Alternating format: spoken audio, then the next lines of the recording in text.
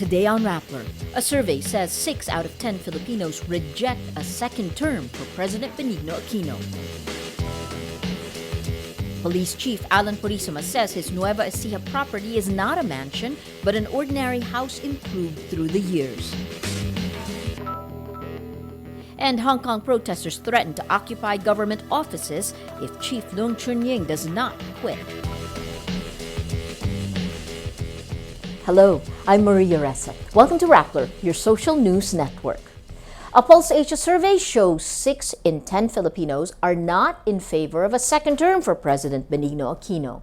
The sentiment is highest in Luzon, followed by Metro Manila, Mindanao, and Visayas. The September poll also shows a majority of Filipinos, 62%, are not in favor of amending the Constitution.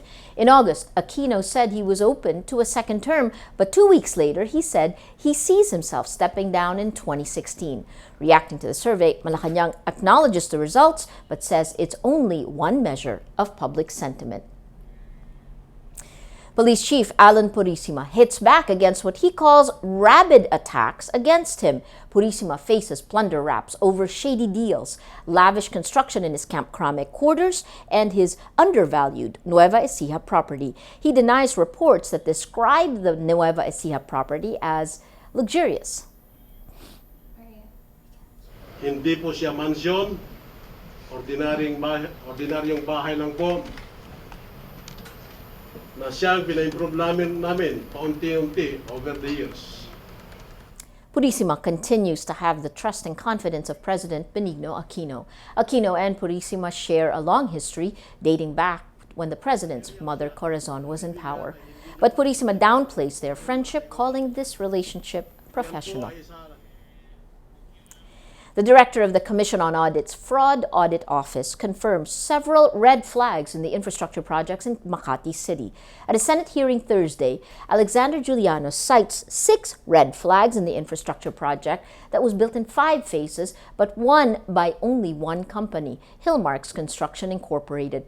The COA report notes the project was implemented with, in its words, undue haste because there were no construction plans yet when it was bid out and awarded to Hillmarks.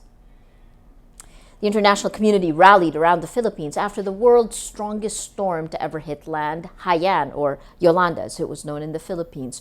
As the first anniversary nears, climate advocates begin a 40-day journey on foot from Manila to Tacloban, aiming to raise awareness and to urge action to prevent another massive disaster. Katerina Francisco reports. Super Typhoon Haiyan, perhaps unknown to many here, made landfall in my own family's hometown. And the devastation. When Typhoon Haiyan left a trail of destruction across central Philippines, it moved Philippine envoy Nader Sanyo to tears. In an emotional speech at a global summit last year, Sanyo blamed climate change. This year, he's walking the talk. For 40 days, Sanyo joins advocates on a 1,000-kilometer journey from Kilometer Zero in Manila to Ground Zero in Tacloban City, on the anniversary of the historic landfall of Haiyan.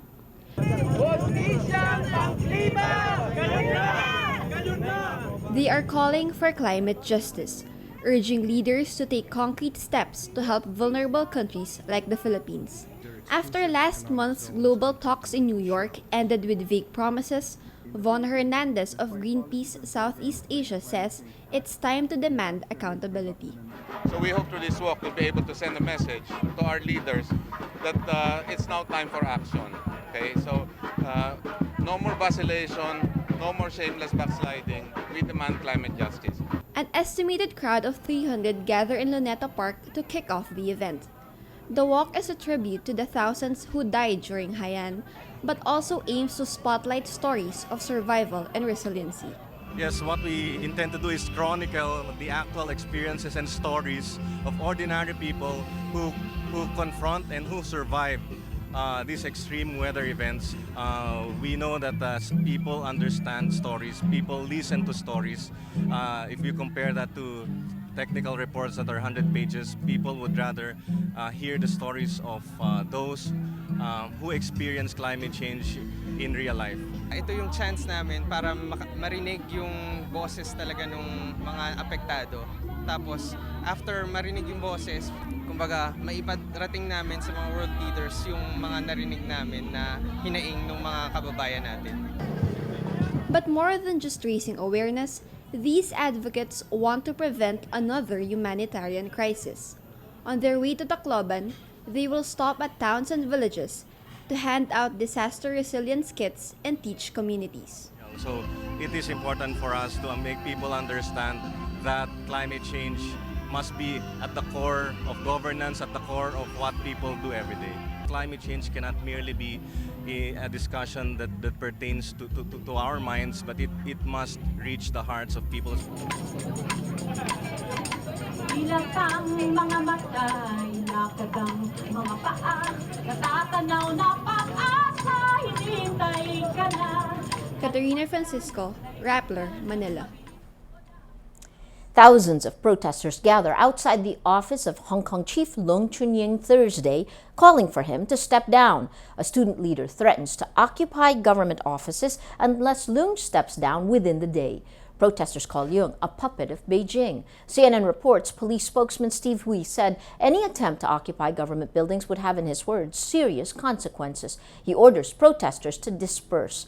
Hong Kong's umbrella revolution sparked the biggest civil unrest in the city for decades after China's decision to restrict Hong Kong from choosing its own leaders triggered public outrage. Turkey considers military intervention against terrorist group Islamic State of Iraq and Syria, or ISIS. This comes as ISIS pushes towards Kurdish town Ain al-Arab on the Syrian-Turkish border. Kurdish fighters backed by U.S.-led airstrikes were locked in combat Wednesday to prevent Ain al-Arab from falling to ISIS. Ain al-Arab would be a major price for ISIS, giving it unbroken control of a long stretch of the border. Sad news for Greece. The Acropolis of Athens is starting to crumble. Archaeologists discover instability in the area after a boulder of considerable size tumbled from the ancient structures. The Acropolis contains the ruins of ancient Greek civilization built more than 2,000 years ago. Let's now look at Rappler's Wrap for today, a list of the 10 most important events around the world you shouldn't miss. At number 5, U.S. Secret Service Director Julia Pearson resigned Wednesday. This comes after lawmakers grilled her over a string of security lapses, including allowing an armed former felon to share an elevator with President Barack Obama. At number 8, 400 children in the United States fall ill because of the rare enterovirus D68. Officials are investigating if there's any link between the outbreak and the 9 children hospitalized for limb weakness since early August. Experts still don't know why children and teenagers got the virus in the past 2 months. And at number 9, why do Southeast Asians snack? A Nielsen survey reveals Filipinos primarily snack for nutrition.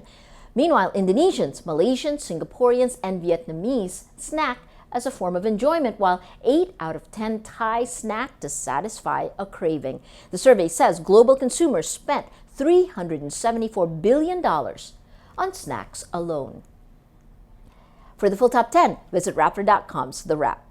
Every story on Rappler has a mood meter which gives you 8 emotions to choose from. Click how you feel and your vote comes down to the mood navigator in the middle of the front page. That crowdsources the mood of the day. It also gives you the top 10 stories that have affected our readers and viewers the most emotionally.